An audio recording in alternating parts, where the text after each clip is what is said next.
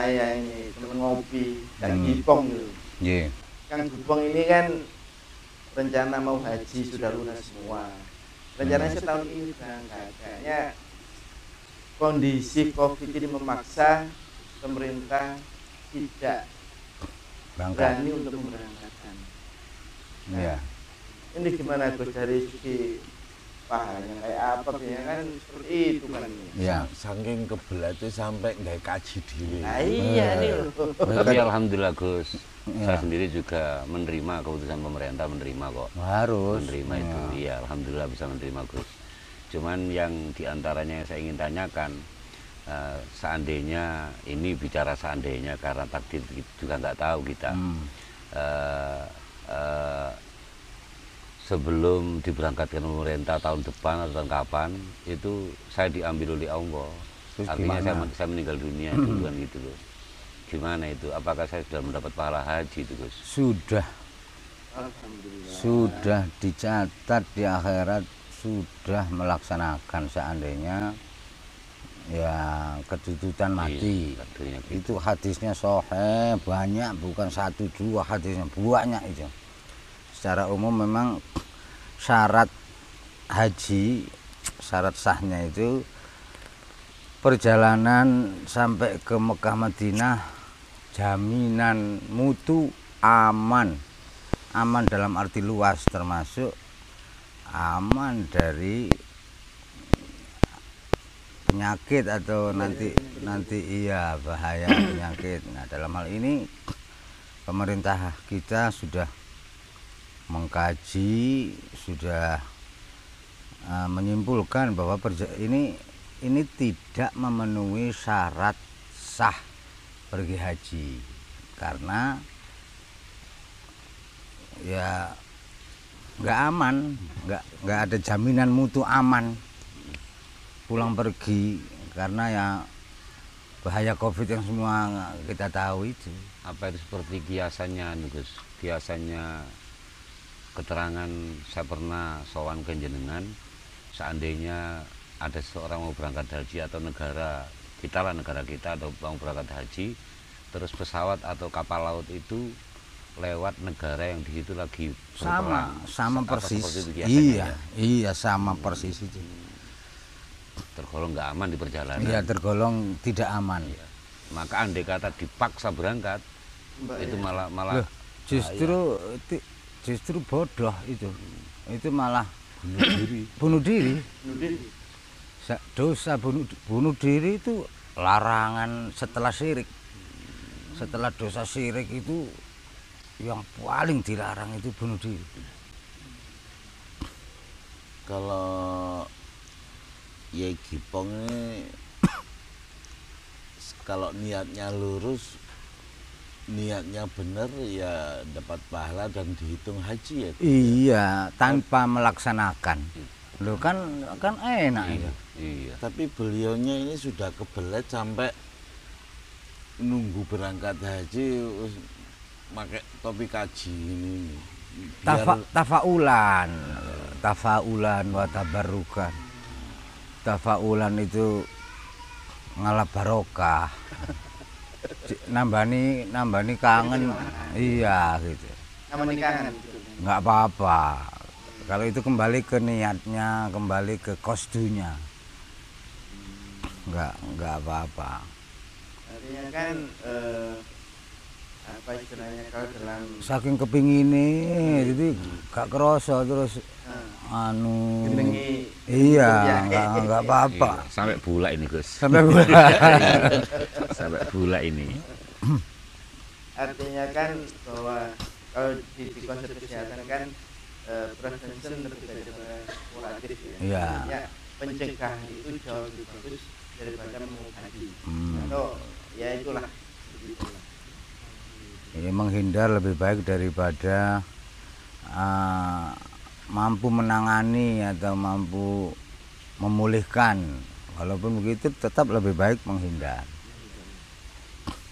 Jadi masyarakat yang dikatakan awam enggak, dikatakan maju enggak, ini menimbulkan sekian banyak persepsi di Ya. masyarakat dan terutama calon-calon haji.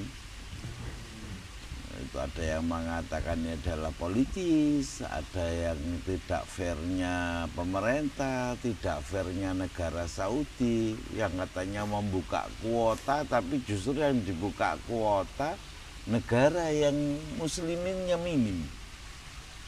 Indonesia yang mayoritas justru tidak diberi kuota. Ini kan seakan-akan calon jamaah haji ini melihat tidak fair Saudi ini. Nah, Ya. Tapi kita tidak boleh seudon gitu. Ya, karena itu kompleks lah. Itu sebelum diputuskan itu pasti sudah dimatangkan, sudah dimusyawarahkan matang. Kita kan prasangka. Iya, betul. ini persepsi awam nggak awam, tapi ya Iya. maju ya nggak maju itu. Dalam konteks seperti ini, Gus, apakah orang yang sudah haji atau lihat kok begini lama dia menunggu, wis aku gak tau haji, wis lu haji tak ya kita infak atau sedekahkan itu gimana, Gus? Kalau bagi yang sudah, ya itu bagus sekali, nggak usah. Satu, antrinya wis dawa, gila ya gak sakno ambek dulure ta. Yang belum haji. Enggak, yang Yang sudah, sudah yang haji. yang Oh, sudah. yang haji. Nggak usah pertimbangan yang gitu, ya sudah. Wong wajibnya sekali. Wajib sekali. Kalau angkatan mulai 2010-an dulu sampai sekarang ini, kalau saya, gak usah haji nih sing wis. Oh, cekak nambahi antri dawa sing durung iki. Ngasih kesempatan yang belum haji. Iyalah, hendaknya berpikir begitu. Itu bagi yang sudah berhaji, Gus. Hmm. Tapi sedangkan yang kita Belum yang pernah. belum haji, Hmm. gimana kalau Ya seperti saya ini lah, belum ya pernah sudah haji. Jepang ini lah. Iya. Tak tarik enak, terus tak infak nang ngene pondok pesantren yatim gimana, Gus? Kalau hukum fikihnya karena itu wajib sekali dalam seumur, ya daftar terus niat temen itu harus. Harus ya. Harus. Artinya nggak bisa diambil untuk Iya. diberikan ke yang lain. Iya. Tidak dialihkan ke yang lain, tetap ditanam di pemerintah. Iya, berarti kan menggagalkan niat kalau ditarik. Iya. Menyikapi yang disampaikan oleh Mul-Ong. Mr. Ong ini, Gus, apakah bisa dikiaskan ya, Gus ya? Ini dananya yang sudah ditanam, kemudian sudah bayar, nunggu sudah seakan-akan ini menduga sudahlah ini lebih baik ditarik. Apakah ini juga merupakan jalan keluar untuk menggapai pahala lah katakan yang diinginkan? Itu kembalinya ke niat orang yang menarik. Kalau dia berilmu, tentu sudah ditimbang-timbang sebelum diputuskan menarik itu. Kalau menurut ilmunya ditarik itu lebih baik, ya itu lebih baik. Apalagi kalau dia sudah sepuh ya, Gus ya. Iya. Meskipun diperbolehkan untuk digantikan oleh Artinya itu ijtihad yang Ijtihad. hukum ijtihad dalam hal menarik yang dimaksud tadi itu satu sama lain beda-beda. Si A, si B, si C beda-beda. tergantung keilmuan masing-masing. Tergantung ilmunya masing-masing. I see. Setelah mempertimbangkan dengan matang, kemudian akhirnya diputuskan ditarik. Kalau benar-benar ini dalam mempertimbangkan ini tadi itu lillah billah, ya itu lebih baik. Kalau si B misalnya setelah ditimbang dan sebagainya ini dan seterusnya, dia memutuskan tetap dan berdoa mudah-mudahan tahun depan bisa berangkat. Ya itu yang lebih baik bagi si B. Nggak boleh menyalahkan si A. Nah, ini karena itu ranah ijtihad. Gitu.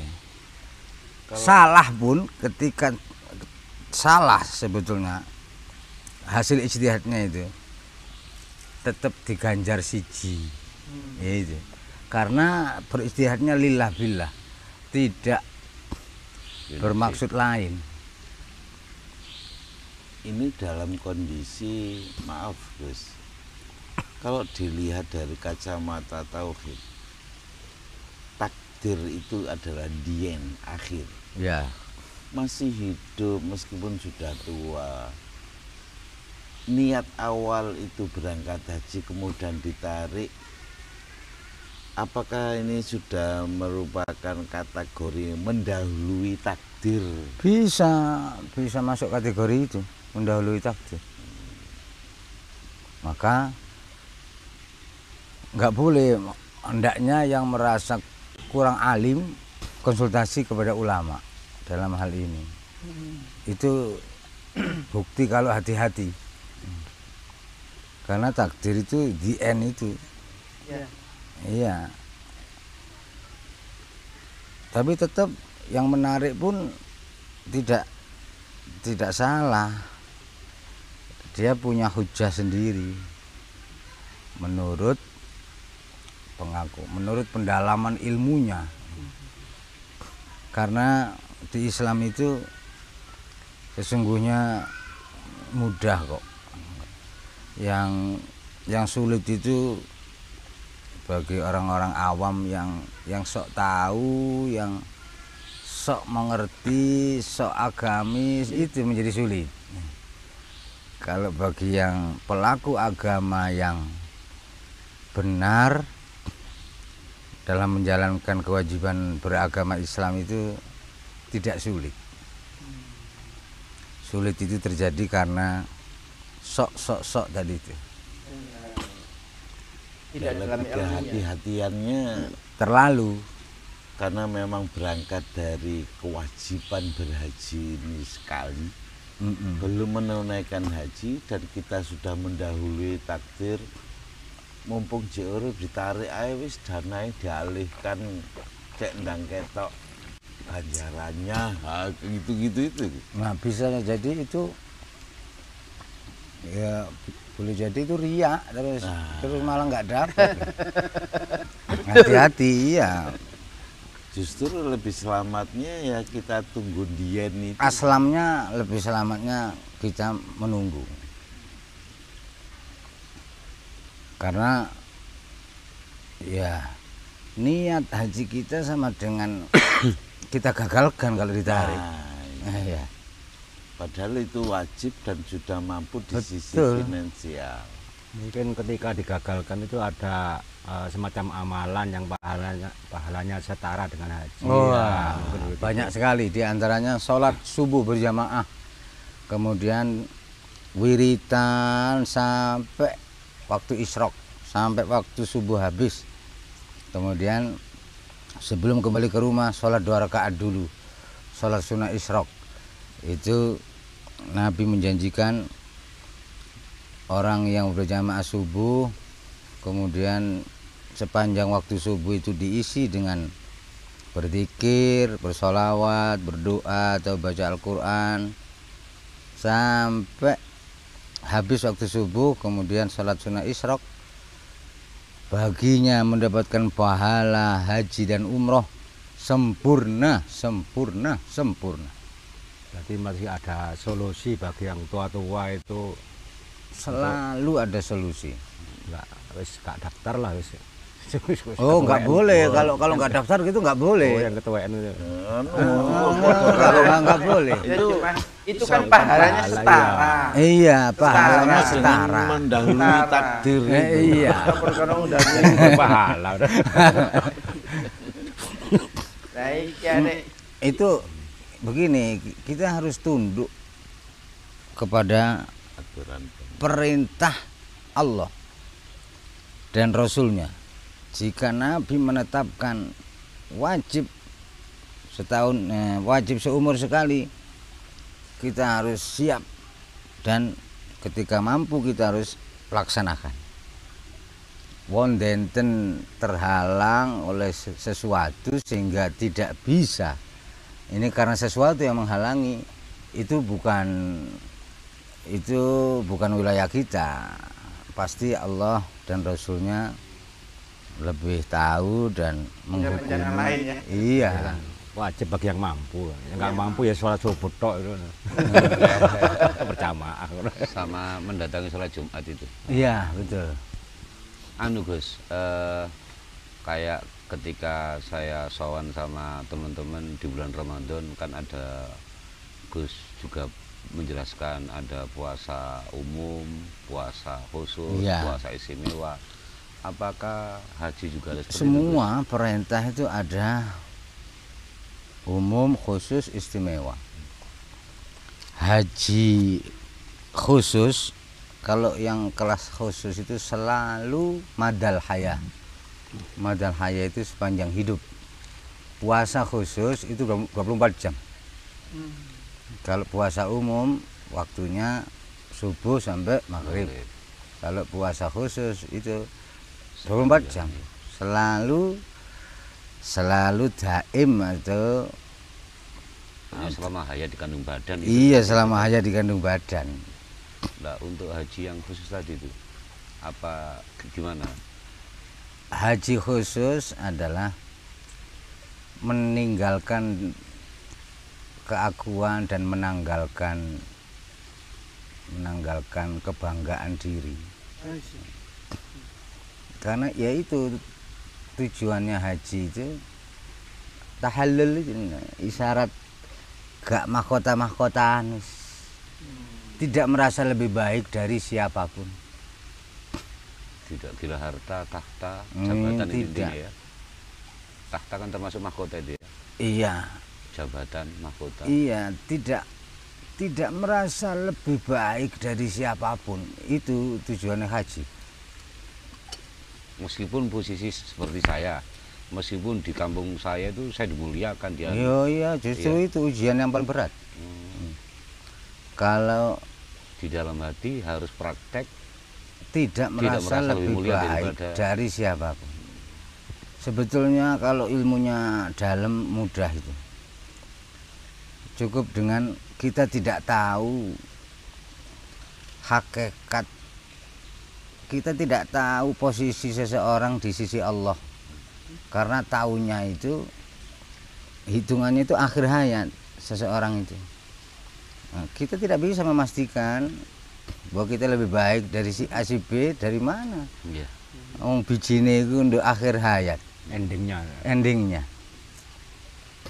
Bukankah kita tahu banyak dari informasi Al-Quran hadis orang yang bejat, rusak sepanjang hidupnya, kemudian 3 hari atau sehari sebelum meninggalnya dia tobat nasuha dan diterima tobatnya, kemudian dikasihi, dicintai Allah, diangkat jadi walinya. Nah, siapa yang tahu begitu? Enggak ada yang tahu. Dan sebaliknya orang alim apa yang terus akhir hayatnya ini rahasia ilahi. Berarti seperti Siapa yang penjelasan- mengimani materi pelajaran begini ini, cukuplah itu untuk mewaspadai diri, jangan sampai merasa lebih alim, lebih baik, lebih apa dari siapapun. itu tergolong haji khusus secara anu. Iya, Oh berarti 24 jam ya, 2 jam. tidak merasa lebih baik. Dan itu tidak bisa kalau tidak fana atau fana ulfana. dunia rasa gitu sih. Hakikat haji adalah merasakan dunia rasa. Kalau kita datangkan suatu penilaian, penilai adalah akhir hayat. Tadi kan disampaikan begitu, Gus. Yang menilai Allah. Adakah cara solusi penilaian selain akhir hayat untuk mengetahui seseorang itu sudah merasakan haji khusus? Ada. Ya, tidak ada kita orang lain bisa menilai dengan tidak ada akunya itu, tidak ada sombongnya. tidak orang ada. lain ya Gus ya. Iya, Artinya parameternya kan orang lain itu iya orang Oh, lain ini- yang menilai. artinya sudah artinya kalau sembunyi belas kalau artinya kan parameternya kan di situnya itu. Iya, Artinya Maksud saya, adakah manusia yang spesifik loh, katakanlah lebih spesifik, orang inilah yang mampu menilai seseorang itu Haji khusus. ini sudah haji khusus, Oh, ini ada. belum. ya al-alim billah, al-arif billah. Berarti seseorang itu untuk mencari, untuk menemukan informasi ini sudah mendapatkan haji khusus atau belum, ya harus mendekati orang Iya. alim billah, alim Iya. billah itu. Maksudnya alim billah, arif billah itu apa? Ya al-ulama'ul amilin, al-ulama'ur rasikhuna fil ilmi, yang mengamalkan ilmunya. Bahasa yang anu itu apa Gus? Itu yang lebih pas itu. Ya wong makrifat itu, orang yang sudah benar-benar mengerti karepe Gusti lan Rasule. Di zaman yang kayak gini masih ada tapi. Masih ada, kalau ada, Gus, ya? kalau nggak ada kokut. yang Iya, bukti adanya itu ya belum kokut. oh, Ya. jadi selama ada orang alim aman-aman saja. Iya. Punggungnya bumi ini sudah gatel kabeh, kepingin ngamuk ae, tapi sungkan sama orang alim, sungkan sama waliullah. Jadi masih gatel apa ditahan ae. Ono sing disungkani. Oh, itu berarti aplikasi wujud daripada ayat Al-Qur'an, innama yakhsyallah min ibadihi, yaitu Min yang ibadihil disebut ulama, yaitu disungkani. al ulama yang arif billah, Iya. ulama yang oh iya iya. Yang benar-benar tidak takut berbicara kebenaran walaupun resikonya mati, tidak pamrih ini itu, berkata benar walaupun itu pahit dirasakan oleh yang mendengar. Itu diantara tanda-tanda orang al-ulama yang dimaksud, innama yakhsyallaha min ibadihil ulama. Untuk yang haji istimewa itu bagaimana kemudian Gus? Haji istimewa ya sudah orang yang sudah baqo billah, atau orang yang menduduki makom baqo ma'allah. Dia sudah berkekalan bersama Allah. Dilihat dari keseharian, ucapannya, perbuatannya, sifat kepribadiannya itu sudah mencerminkan seorang robbani, para waliullah. Apa simbol-simbol menggunakan kopiah ini kan ini warna putih, disebut haji karena menggunakan kopiah putih itu apa bisa disebut melambangkan kekalahan dirinya, keakuan aku kecilnya tadi, aku rendahnya sudah kalah dengan aku besarnya. Apakah ini termasuk tanda-tanda seorang al-hajj yang istimewa itu? Ya bukan dari kopiah putih yang ketok. Iya, yang saya maksud memang itu. Yang saya maksud itu Itu secara sifat, Iya. secara Zahirnya rasa, itu. iya. Jadi benar-benar merasa kalah, Iya. kalah perang. Benar-benar tunduk nurut manut. Istilahnya bukan merasa kalah, ya memang harus dikalahkan. Iya. Oh, nggak akan pernah bisa menang ya. Makanya dilebur, dijur, kemudian disatukan ke dalam Oh, aku hakiki, aku Yang universal. bakok tadi ya. Iya. Hmm. Kalau disebut dihubungkan- itu manusia dewa atau manusia setengah, itu istilah orang-orang awam itu ya gitu itu. Dia nggak pernah menyakiti, menyalahi, merugikan, apa saja, siapa saja, enggak. Ya itu wis putih temen itu. Jan putih asli, temen putih. Bicara tanya apa tadi? Ini kalau dihubungkan dengan istilah hatinya orang mukmin adalah Baitullah. Lalu dalam haji itu kan ada tawaf, ada balang jumroh. Itu dalam praktek kita sehari-hari mungkin apa bisa selalu tawaf terus. Dihakikatkan. Ya, Dihakikatkan. Balang jumroh terus. Nah, akhirnya Menggunakan baju ikhram terus. balang setan terus, cuma setannya Awan dewe, iya. Ya, itu memang simbol-simbol saja yang harus dihakikikan. Tawaf 7 putaran. Itu kalau di tarekat Naksabandiyah ya zikir lataif pitu. Zikir lataif pitu muter. Diawali dari latifatul kolbi, di bawah puting susu kita 2 jari, kemudian titik sebelah kanan itu latifatul ruhi, kemudian latifatul sirri, latifatul khofi, latifatul akhfa, latifatul nafsin natiqoh, latifatul kul, sehingga semua organ tubuh berikut molekul atom yang ada ini semuanya berzikir, bergerak berzikir semua, berputar terus sampai kemudian merasakan hayatus syu'ur. Perasaan ini semuanya hidup, indera lahir batin ini hidup, semua mengagungkan Allah intinya.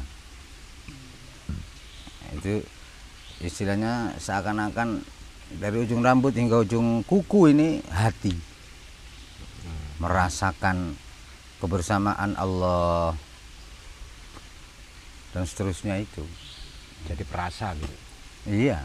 Jadi ya Gus ya, semua ritual di dalam haji itu hakikatnya seperti yang sudah disampaikan, dan itu di kacamata hakikat itu adalah hanya sekedar simbol-simbol aja. Iya. Termasuk Arafah ini juga simbol. Arafah ya simbol. Arafah ya mengerti kesejatian diri. Oh, berarti hakikatnya al-hajju Arafah menurut fikih berarti Iya. Haji secara itu hakikat, ma'rifat. Ma'rifatullah. Iya. Haji itu ya ma'rifatullah itu. Orang yang sudah al-arif billah haqqan wa hakikatan, walaupun belum haji syariat, tapi syaratnya yang nggak mampu syaratnya. Robi tadi itu ya. Iya. Iso ma'rifato. Gak iso budal rono jene gak duwe. Nah, itu tapi sudah haji itu ya itulah al-hajj. Al-hajj itu al-arif billah itu al-hajj. Tapi masih dikenakan wajib secara syariat. Iya. Ada dua. Harus berangkat ke sana. Karahu berangkat. Kalau enggak berarti gak nurut manut. Ambek Gusti Allah lah, ambek Kanjeng Nabi.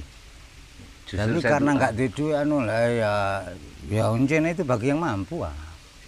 Saya ingat ketika omong-omongan sama Gus entah kapan itu, juga Gus juga pernah menyampaikan pas pengajian, ada seseorang yang mau berangkat haji akhirnya gagal, tapi itu diketahui oleh siapa saya lupa itu, tanya kepada malaikat, adakah orang-orang yang terima hajinya itu gimana Gus itu Gus?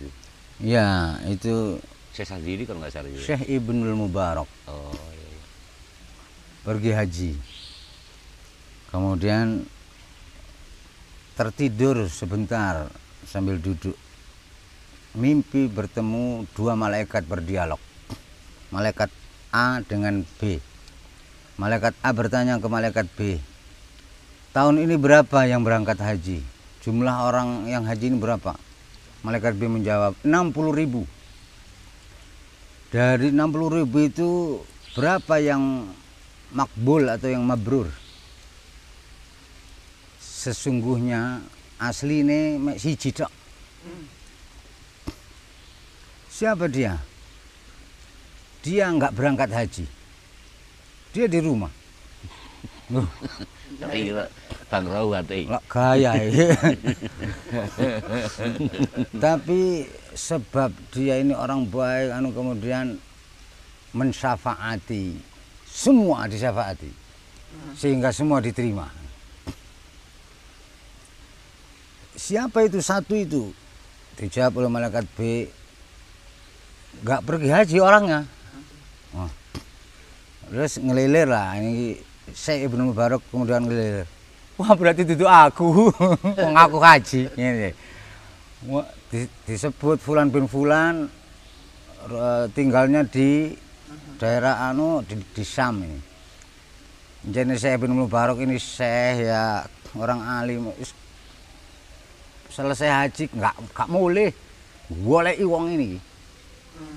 Goleki wong niku sampai ketemu. Ya dipertemukan oleh Allah. Ternyata orang yang dimaksud adalah tukang sul sepatu yang tiap hari nabung nggal sak repis selama 17 tahun kait ngelumpuk. Begitu duit ngelumpuk siap daftar niki dadak bengine niku menisuk sing daftar bengine ditamoni perempuan yang usianya kira-kira rondong ngono lho. Anu membawa mangkok bukan minta pinjam anu masakan sak mangkok nyiling kok dibalekno. Nah ini mengundang penasaran tinggi terus dikasih dibuntuti. Ternyata apa di situ? Nek gaya ambon-ambon anake telu sing nangis ngenteni gak esuk mangan. Nah ini pura-pura godhok masak ngono isine balung, isine pokoknya gaya ambon-ambonan. Nangis ini. Syekh Ibnu Mubarak. Bukan Syekh Ibnu Mubarak. Oh, Iya. Wes keaji-ajian uangnya semuanya ini sama beras atau apa itu dikasihkan. Brok. Ya itu. Dia ini yang haji. Ini kan sudah nggak ada akunya. Sudah tidak mementingkan dirinya. Sudah nggak ada wis. Karena banyak keterangan hadis yang menyebutkan siapa yang pergi haji atau dia pergi haji ini sementara tetangganya lapar dia diam aja. Haji taek ini. Ini anu mafhumnya begitu pokoknya. Ini banyak hadis gitu. Karena apa-apa nih, duduk apa-apa ini. Nah, dia tahu begitu ini makanya ya. Yo, gak ilok aku lunga haji sementara tonggoku ini tonggo tapi rada ada nduk padang pasir lah. Anu jarak jauh. Dawa ceritanya itu seperti itu. Itu Gus ngopeni anak istri aja sudah masuk kategori haji mabrur ya. Iya, kalau karena Allah. Apalagi dengan masyarakat luas. Ya iya. Ya lebih ya. Iya Gus, saya pernah dapat cerita katanya di Indonesia itu juga ada yang semacam itu Gus. Maksudnya? Sama-sama kiainya di satu desa itu satunya berangkat haji, satunya tidak. Yang tidak ini karena dananya untuk rencana buat haji dibuat bangun masjid. Oh iya. Nah, kemudian kiai yang berangkat haji pernah melihat orang yang nggak berangkat haji. Terus justru dia mendapatkan pahala lah katakanlah, atau mendapatkan nilai dari haji itu. Jadi padahal orangnya nggak haji, hajinya ikut masjid. Duitnya diikutkan. Artinya Pak Yai tadi itu melihat yang enggak berangkat ini. Yang enggak berangkat haji itu ada di sana. Ya apa itu. begitu itu Gus ya? Makanya haji itu al-arif billah. Al-hajj huwa al-arif billah. Al-arif billah huwa al-hajj. Al-hajj itu orang yang haji. Al-arif billah itu orang yang telah mengerti karepe Gusti. Ngersakno urip iki piye? Iki ngerti wis. Ya iki haji. Oh berarti gini ya, fikihnya al-hajju Arafah. Nah, iya. Hakikatnya al-hajj orang yang berangkat Orang yang haji adalah al-arif. Lah ya iyalah. Ini yang banyak yang gak dipahami, apalagi Pak Ruya.